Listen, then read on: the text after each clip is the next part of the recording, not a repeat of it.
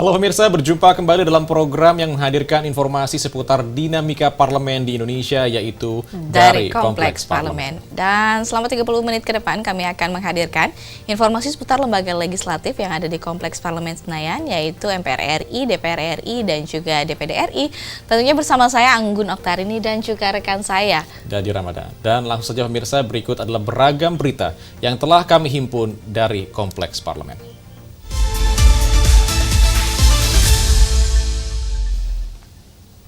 Pemirsa, di awal perjumpaan kita kali ini ada informasi yang beberapa waktu lalu sempat ramai, yaitu mengenai kasus videografer asal Karo Amsal Sitepu yang masih terus bergulir meski telah divonis bebas. Kasus ini kini memasuki babak baru. Komisi 3 DPR RI mendesak Jaksa Agung untuk menindak tegas Kepala Kejaksaan Negeri Karo beserta Jaksa Penuntut Umum atas dugaan pelanggaran prosedur penanganan perkara. Ini ada dua hal yang menjadi sorotan, mulai dari perhitungan kerugian negara yang dinilai tidak melibatkan ahli resmi sesuai dengan undang-undang, yaitu di mana BPK hingga sikap Kejari Karo yang menentang putusan hakim terkait dengan penangguhan penahan Amsal Sitepu. Nah, atas dasar itu pemirsa, Komisi 3 DPR RI menuntut pemberian sanksi tegas terhadap Kepala Kejaksaan Negeri Karo dan juga jaksa yang menangani perkara tersebut. Dan kita akan simak informasi selengkapnya. Meski telah divonis bebas, kasus videografer asal Karo Amsal Sitepu masih terus bergulir. Kasus ini kini memasuki babak baru. Komisi 3 DPR RI mendesak Jaksa Agung menindak tegas Kepala Kejaksaan Negeri Karo beserta Jaksa Penuntut Umum atas dugaan pelanggaran prosedur penanganan perkara. Dua hal yang menjadi sorotan, mulai dari perhitungan kerugian negara yang dinilai tidak melibatkan ahli resmi sesuai undang-undang, yaitu BPK, hingga sikap Kejari Karo yang menentang putusan hakim terkait penangguhan penahanan Amsal Sitepu. Anggota Komisi 3 DPR RI Beni Kabur Harman menegaskan, permasalahan ini bukan sekedar kesalahan administratif, seperti yang diklaim pihak Kejari Karo, melainkan mencerminkan institusi kejaksaan secara menyeluruh. Inilah cerminan perilaku kejaksaan. Apa yang dialami oleh apa yang ditimpa dan kasus yang menimpa saudara Amsal Sitepu ini bagi kami adalah cermin institusi kejaksaan secara keseluruhan. Ini menampak jaksa. Masa dengan gampang saja mengatakan, oh itu mohon maaf, itu kesalahan. Sementara itu, Ketua Komisi 3 DPR RI Habibur Rahman menegaskan, kesimpulan rapat yang telah ditetapkan bersifat mengikat bagi pihak kejaksaan dan dapat dilaksanakan dengan rasa penuh tanggung jawab dan profesional. Dinamika persidangan cukup panas ya, silakan saja. Tadi kan disampaikan oleh Pak Inca, tapi yang menjadi kesimpulan yang 5 ini. Kalau ini dilaksanakan ya sangat mungkin yang bersangkutan dicopot. Elvi dan Angga, TVR Parlemen, melaporkan. Dan pemirsa dan juga Anggun, tentunya kalau kita melihat kasus Amsal Sitepu ini memang cukup unik ya, meski sudah divonis bebas, tapi bola panasnya masih tetap bergulir. Nah, memang banyak sekali nih hal-hal janggal di kasus ini yang sepertinya tidak dilibatkan BPK salah satunya, sehingga kredibilitas tentunya perlu dipertanyakan kembali. Betul sekali. Dan kita akan beralih ke berita selanjutnya pemirsa, di mana mengenai konflik perang yang terjadi antara Amerika dan juga Israel dan Iran di kawasan Timur Tengah yang mengakibatkan ditutupnya Selat Hormuz sebagai jalur distribusi energi memiliki dampak langsung terhadap pasokan dan harga energi nasional.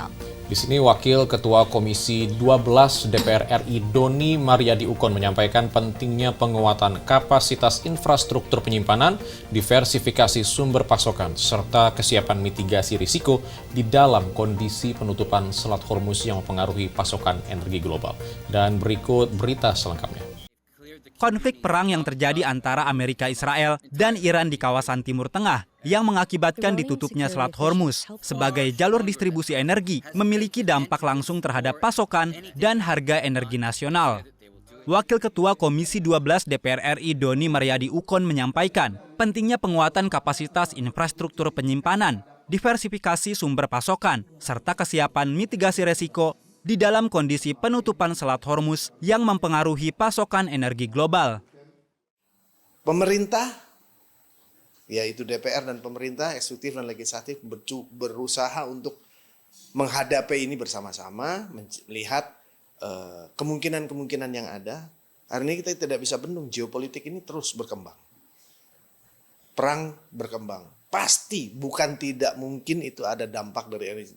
Jelas terlihat dengan Selat Hormuz yang ditutup, ini juga menjadi dampak ya untuk energi ini. Sementara itu, anggota Komisi 12 DPR RI Rohmat Ardian mengimbau masyarakat agar bijak dalam menggunakan energi, baik LPG maupun bahan bakar kendaraan seperti solar dan pertalite. Saya mengajak kepada seluruh masyarakat tenang ya.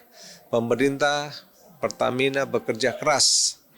DPR RI bekerja keras supaya mengamankan stok nasional. Mari kita berhemat ya menggunakan LPG dengan cara yang bijaksana.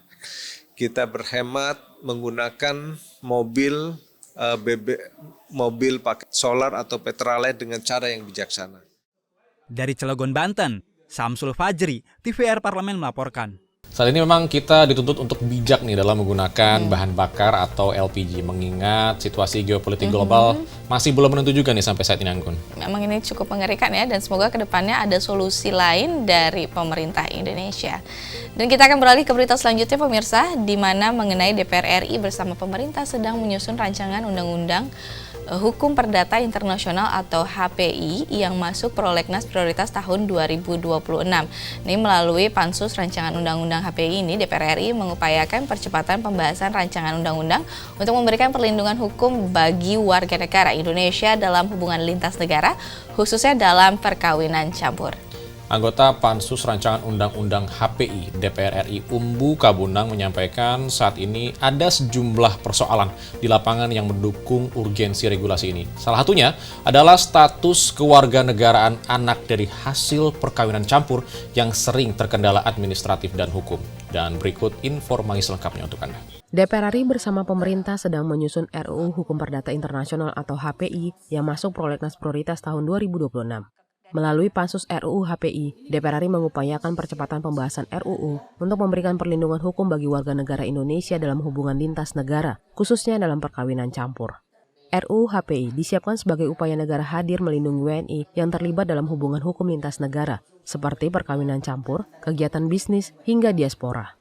Anggota pansus RUU HPI DPR RI, Umbu Kabunang menyampaikan, saat ini ada sejumlah persoalan di lapangan yang mendukung urgensi regulasi ini. Salah satunya adalah status kewarganegaraan anak dari hasil perkawinan campur yang masih sering terkendala administratif dan hukum.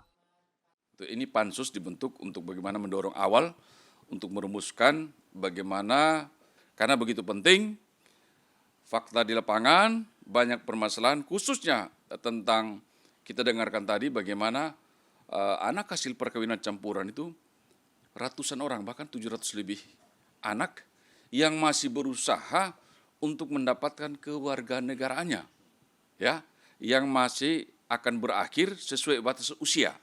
Nah ini dalam hal dia memilih kewarganegaraannya. Jangan sampai ada warga negara atau anak hasil perkawinan campuran kita hindari terjadi stateless atau dui kewarganegaraan. Pansus RUU Hukum Perdata Internasional DPR RI menargetkan RUU ini bisa disahkan dalam waktu dekat sehingga mampu memberikan kepastian hukum sekaligus perlindungan menyeluruh bagi WNI di tengah dinamika hubungan lintas negara yang terus berkembang. Ferdian dan Fitian, TVR Parlemen melaporkan. Anak-anak dari hasil perkawinan campur ini memang seringkali Dadi dan pemirsa terjebak dalam ketidakpastian administratif, bahkan resiko tanpa kewarganegaraan ini ke depan. Betul sekali, Anggun. Ini kalau kita kendala administratif ini bukan sekedar soal kertas nih, tapi ternyata juga soal bagaimana ini mengatur hak dasar anak. Bagaimana mereka mengakses pendidikan atau pelayanan kesehatan jika statusnya masih abu-abu. Iya, betul.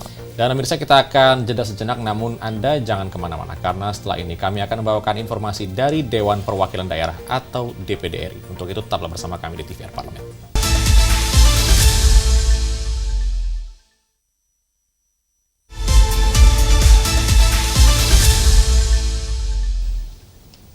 Terima kasih Anda masih bersama kami di Kompleks Parlemen. Kita langsung masuk ke segmen informasi dari Dewan Perwakilan Daerah atau DPD RI. Di sini menyikapi punahnya ratusan bahasa daerah, Komite 3 DPD menilai mendorong adanya landasan hukum lebih kuat dan terarah untuk melindungi kekayaan linguistik nasional. Dan seperti kita ketahui, kondisi bahasa daerah di Indonesia saat ini menghadapi tantangan serius. Mulai dari melemahnya pewarisan antar generasi hingga dominasi bahasa nasional dan asing dalam kehidupan sehari-hari. Nah, ini perlindungan bahasa daerah merupakan bagian strategi besar pemaju kebudayaan nasional. Bahasa daerah harus dipandang sebagai fondasi ketahanan budaya dan identitas bangsa. Menindaklanjuti hal tersebut, pemirsa, Komite 3 DPD RI mendorong percepatan pembahasan rancangan undang-undang tentang bahasa daerah, dan kita akan simak liputan selengkapnya. Komite 3 DPD RI mendorong percepatan pembahasan rancangan Undang-Undang Bahasa Daerah sebagai respon atas ancaman kepunahan ratusan bahasa di Indonesia. Ketua Komite 3 DPD RI Philip Wamafma menegaskan bahasa daerah merupakan identitas budaya sekaligus sarana pewarisan nilai dan pengetahuan lokal. Situasi tersebut menunjukkan bahwa keberlangsungan bahasa daerah di Indonesia menghadapi tantangan serius, terutama akibat melemahnya pewarisan bahasa antar generasi, meningkatnya mobilitas masyarakat, dominasi penggunaan bahasa nasional dan bahasa asing dalam pendidikan dan media, serta perubahan pola komunikasi di era digital. Apabila kondisi ini tidak segera direspon melalui kebijakan komprehensif dan berkelanjutan, Indonesia berpotensi kehilangan sebagian besar kekayaan linguistiknya dalam beberapa dekade ke depan. Ia mengingatkan, tanpa kebijakan yang kuat, Indonesia berpotensi kehilangan kekayaan linguistiknya dalam beberapa dekade ke depan. Dalam rapat kerja bersama Kementerian Kebudayaan, Menteri Kebudayaan Fadlizon menyebut, bahasa daerah adalah fondasi ketahanan budaya dan identitas bangsa. Pemerintah mendorong pendekatan baru, dari sekedar dokumentasi menjadi revitalisasi aktif, melalui penggunaan sehari-hari dan transmisi antar generasi. Yang secara spesifik, yang secara khusus, tentu saja adalah pasal 32 ayat 2, pemeliharaan bahasa daerah sebagai kekayaan budaya nasional. Saya kira ini juga satu ayat yang sangat kuat yang memberikan mandat kepada negara untuk memelihara bahasa daerah sebagai kekayaan budaya nasional. DPD RI juga menyoroti keterbatasan tenaga pengajar, serta menegaskan RUU Bahasa Daerah menjadi langkah strategis untuk melindungi dan melestarikan kekayaan budaya nasional. Zika Zara, Adi Nugroho, Tim Liputan Biro PHM melaporkan dari Senayan, Jakarta. Ya, tentunya sebagai salah satu negara dengan bahasa daerah terbanyak di dunia ini juga menjadi harus perhatian kita bersama yang dunia, karena memang generasi muda ini adalah salah satu kunci utama pelestarian sebagai penghubung warisan ke masa depan. Dan selain itu pemerintah perlu untuk mencari cara untuk meningkatkan jumlah penutur muda atau generasi muda yang menjadi jembatan untuk memastikan bahasa tersebut tetap hidup. Ya, kita tentu berharap bahasa daerah dapat dikemas kembali dengan lebih kreatif melalui konten yang di sini juga konten digital yang sekarang marak, betul, musik atau percakapan santai yang sehingga tetap relevan dengan zaman yang maju ini. Betul sekali, Angko. Nah, pemirsa, kita akan beralih ke informasi selanjutnya, di mana pimpinan DPD RI bersama anggota DPD RI Dapil Daerah Istimewa Yogyakarta menyerahkan langsung bantuan pompa air jenis NS 150 kepada para kelompok tani hortikultura di Sleman, Yogyakarta. Dan seperti yang kita ketahui, pertanian merupakan fondasi ketahanan pangan sekaligus penyangga ekonomi masyarakat, sehingga ketersediaan air irigasi menjadi faktor penentu keberhasilan produksi pertanian, terlebih dalam menghadapi perubahan iklim dan pergeseran musim yang semakin tidak menentu saat ini. Dan berikut informasi yang dihimpun dari DPD RI. Wakil Ketua Dewan Perwakilan Daerah Republik Indonesia, Gusti Kanjeng Ratu Hemas, bersama anggota DPD RI Daerah Istimewa Yogyakarta, Hilmi Muhammad, menyerahkan bantuan pompa air NS 150 kepada kelompok tani hortikultura Nggayuh Rejeki di Kabupaten Sleman. Penyerahan bantuan dilaksanakan secara simbolis di area pertanian setempat dan dihadiri oleh Forum Komunikasi Pimpinan Kapanewon Minggir, perwakilan pemerintah kalurahan, tokoh masyarakat, serta para anggota kelompok tani. Gusti Kanjeng Ratu Hemas menegaskan bahwa pertanian merupakan fondasi ketahanan pangan sekaligus penyangga ekonomi masyarakat desa. Ketersediaan air irigasi menjadi faktor penentu keberhasilan produksi, terlebih dalam menghadapi perubahan iklim dan pergeseran musim yang semakin tidak menentu. Saya dengan Bu Silmi ini punya tekad untuk bisa apa yang diminta masyarakat untuk mensejahterakan masyarakat di sini. Saya kira kami di pusat akan berusaha semaksimal mungkin. Bantuan ini merupakan tindak lanjut atas aspirasi para petani yang sebelumnya disampaikan kepada Hilmi Muhammad. Gus Hilmi menyampaikan bahwa kelompok tani setempat membutuhkan 2 peralatan utama untuk menunjang produktivitas, yakni pompa air dan mesin penggali parit. Dengan pompa air yang diberikan sekitar 5,5 hektar tanah bisa produktif kembali. Melalui dukungan ini, diharapkan sektor pertanian di Kelurahan Sendang Sari semakin berkembang, produktivitas meningkat, serta memberikan dampak nyata bagi perekonomian dan kesehatan masyarakat desa. Putri Damayanti, Intan Fitria, Zulfa Ihda, melaporkan dari Yogyakarta. Tentunya pemirsa, ini diharapkan dengan bantuan dari berbagai pihak, sektor pertanian dapat semakin berkembang, produktivitasnya juga semakin meningkat, dan serta memberikan dampak nyata bagi perekonomian dan kesehatan masyarakat desa. Betul sekali, dan juga produksi pertanian ini sangat bergantung dengan air. Apalagi di musim yang tidak menentu saat ini, selain itu modernisasi peralatan pertanian ini juga mendukung produktivitas hasil pertanian kita nantinya. Betul, sepakat. Dan pemirsa, kita beralih ke berita selanjutnya datang dari anggota DPD RI Jawa Tengah yang menyoroti tajam tumpang tindih regulasi pusat daerah yang menghambat tata kelola pendidikan di berbagai daerah. Kondisi ini tentunya menyebabkan distribusi guru tidak merata dan menghambat efisiensi di lapangan.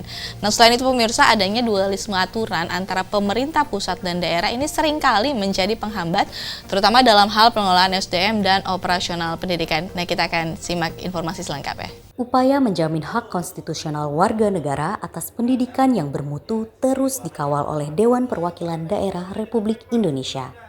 Dalam rapat evaluasi di Semarang, Senator DPD RI Dr. Haji Muhdi menyoroti tajam adanya tumpang tindih regulasi antara pusat dan daerah yang dinilai menghambat tata kelola pendidikan di lapangan. Bertempat di Aula Kantor DPD RI Provinsi Jawa Tengah, rapat koordinasi intensif ini menghadirkan perwakilan Dinas Pendidikan, PGRI, hingga penyelenggara pendidikan swasta. Merujuk pada putusan Mahkamah Konstitusi nomor 3 tahun 2026, Senator Muhdi menegaskan bahwa tanggung jawab pendidikan adalah mandat utuh negara yang tidak boleh terfragmentasi oleh sekat-sekat administratif. Ia menekankan agar daerah tidak terjebak pada angka formalistik anggaran, melainkan fokus pada pemenuhan hak pendidikan secara nyata.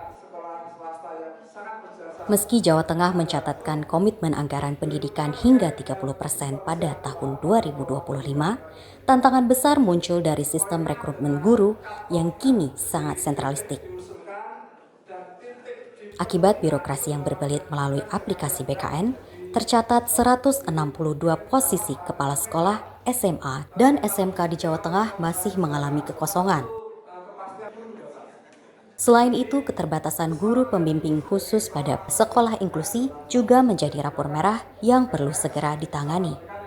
Di sisi lain, PGRI Semarang menyoroti fenomena migrasi guru-guru terbaik dari sekolah swasta ke sekolah negeri pasca seleksi P3K. Hal ini dinilai mengancam keberlangsungan yayasan pendidikan swasta. DPD RI juga menerima aspirasi terkait perlunya kuota afirmasi PPDB bagi putra-putri tenaga kependidikan sebagai bentuk penghargaan atas pengabdian mereka. Menutup rapat, DPD RI berkomitmen membawa 4 poin rekomendasi ke tingkat nasional, termasuk reformasi tata kelola guru dan penguatan diskresi lokal. Hasil evaluasi ini akan menjadi dasar rekomendasi resmi kepada Presiden dan DPR RI dalam menyusun arah kebijakan pendidikan tahun 2026. Kota diberi kewenangan operasional sesuai dengan jenjang pendidikan yang dikelola. Namun dalam praktiknya, dominasi regulasi teknis dari pemerintah pusat menyebabkan desentralisasi pendidikan cenderung bersifat administratif, di mana pemerintah daerah menanggung beban penyelenggaraan dan pembiayaan tanpa kewenangan substantif yang memadai dalam pengambilan keputusan kebijakan pendidikan. Cynthia Astari, Gary Nurwidyoko, Della Rista, Tim Liputan DPD RI melaporkan dari Semarang, Jawa Tengah. Memang perlu adanya sinkronisasi di tingkat kabupaten daerah nih ya, untuk sejalan dengan visi pusat tanpa mematikan inovasi lokal, terutama pendistribusian tenaga pendidikan yang Anggun. Nah, ini kita juga harapkan permasalahan seperti ini, Dadi, terkait dengan tenaga pendidikan ini juga segera ditindaklanjuti oleh pemerintah pusat. Dan pusat juga memberikan ruang seluas-luasnya bagi daerah untuk menyesuaikan kebijakan pusat dengan kondisi yang ada di daerah. Betul sekali. Dan pemirsa, kita akan jeda sejenak, namun setelah ini kami akan kembali dengan informasi dari Dewan Perwakilan Rakyat Republik Indonesia atau DPR RI. Untuk itu tetaplah bersama kami di TVR Parlemen.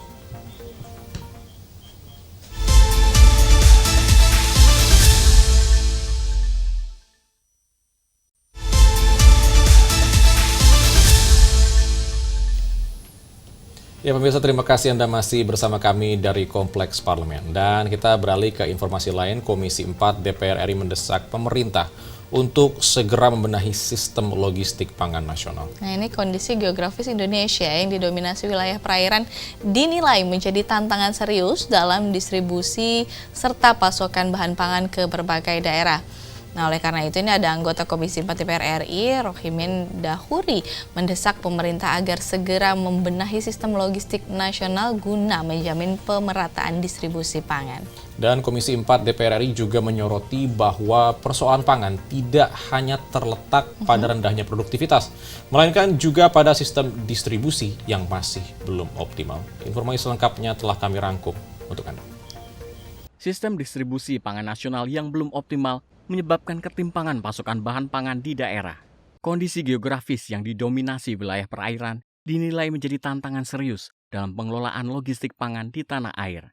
Anggota Komisi 4 DPR RI Rohimin Dahuri meminta pemerintah segera membenahi sistem logistik pangan nasional demi pemerataan kebutuhan masyarakat di daerah. Rohimin mengatakan pada komoditas beras terdapat sejumlah provinsi yang mengalami kelebihan produksi, sementara beberapa wilayah seperti Nusa Tenggara Timur, Kepulauan Riau, dan Maluku Utara justru kekurangan pasokan. Menurutnya, kondisi ini menunjukkan persoalan pangan tidak hanya pada produktivitas yang rendah, tetapi juga pada sistem distribusi yang belum optimal.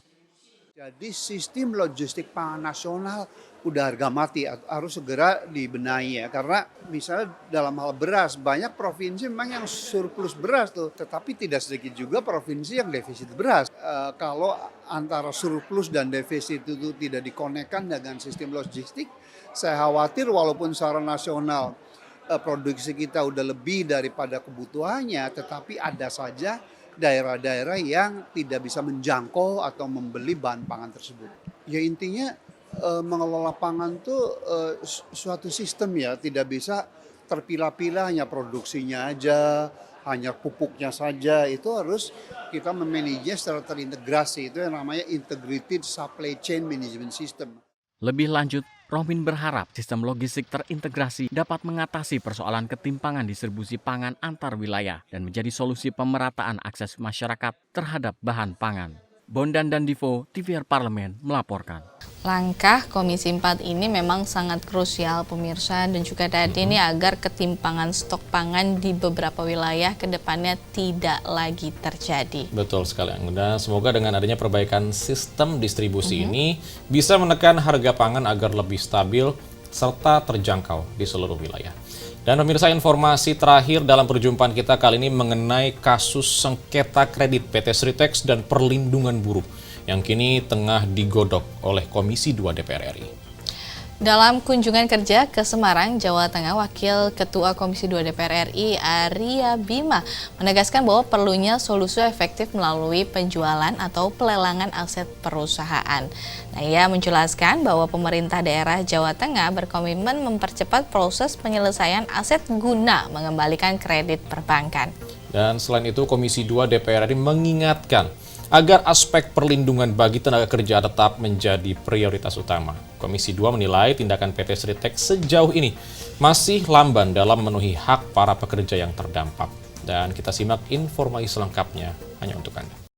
Kasus kepailitan PT Sri Rejeki Isman Tbk atau Sritex menimbulkan dampak signifikan bagi sektor ekonomi, perbankan, dan tenaga kerja. Komisi 2 DPR RI mendesak percepatan penyelesaian kredit macet Sritex di Bank Jateng yang diperkirakan mencapai 300 miliar rupiah.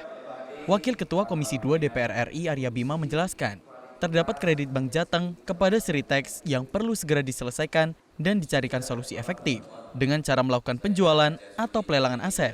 Menurutnya, pemerintah daerah Jawa Tengah berkomitmen mempercepat proses penyelesaian aset untuk mengembalikan kredit sekaligus melindungi pekerja.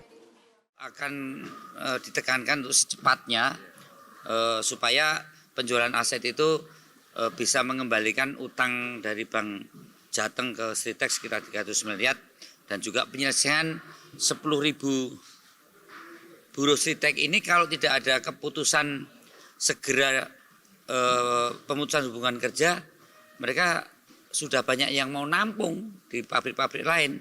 Tapi kalau sudah ditampung di pabrik lain, dia nggak punya jatah untuk uang pesangon PHK. Tadi Pak Gub sudah komit untuk juga menyelesaikan persoalan Sritex, tidak hanya persoalan utangnya yang Bank Jateng sudah harus kembali, tapi juga soal urusan buruhnya segera bisa selesai.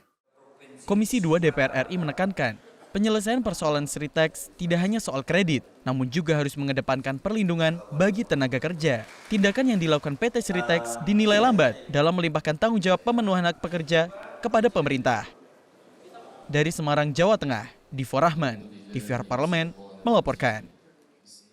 Dan memang ini situasi yang cukup pelik yang Guna sudah beberapa tahun lalu dinyatakan pilot dan itu masih bermasalah hingga hari ini. Dan kita semua tentunya berharap dengan adanya pelelangan aset ini bisa terlaksana dengan transparan dan juga cepat. Ini biar segera terselesaikan dan semoga solusi terbaik segera ditemukan demi stabilitas ekonomi dan kesejahteraan para pekerja yang terdampak. Baik pemirsa, informasi tadi sekaligus menutup perjumpaan kita dalam program dari Kompleks Parlemen hari ini. Saya Dadi Ramadan dan juga rekan saya Anggun Oktarini mewakili seluruh kru yang bertugas pamit undur diri. Jangan lewatkan informasi akurat dan terpercaya seputar MPR, DPR, dan DPD RI pada episode selanjutnya. Hanya dari Kompleks Parlemen.